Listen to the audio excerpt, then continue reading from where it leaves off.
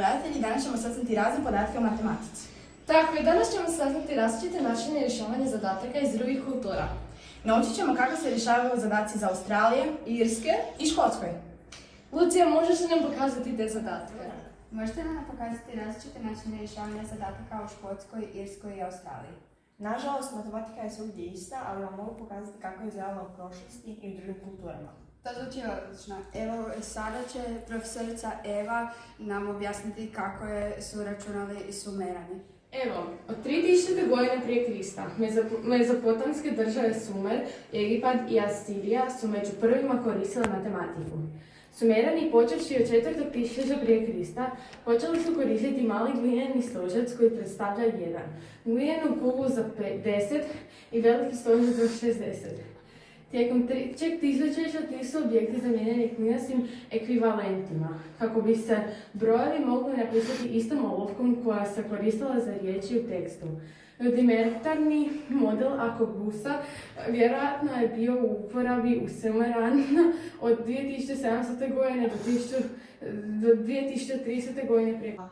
Sada ću vam reći brojevi kodosiraca.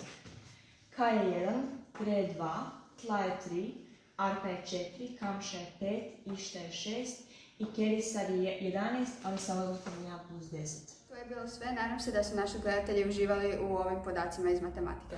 Hvala ti, Lucija, došli smo do kraja našeg dnevnika. Budite nam tu ako želite saznati nove vijesti. Doviđenja! Doviđenja! Dobar dan, poštovani gledatelji. Danas ćemo saznati razne podatke o matematici. Mobitel još. Dobar dan, poštovani gledatelji. Dobar dan, poštovani gledatelji, danas ćemo saznati razne podatke o matematici. Tako je, danas ćemo saznati različite načine rješavanja zadataka iz drugih kultura. Hvala ti, Lucija! Hvala ti, Lucija! To ide u blupere. Dobar dan. Dobar dan. Možete li nam pokazati različite načine rješavanja zadataka u Irskoj, Škotskoj i Austriji? Što imaš za reći? 1, K, 1. 2, Re, 2. 3. Sada ću vam reći brojevi kodosiraca. K je 1, Re je 2, Tla je 3. Višnja! 3, 4, sad.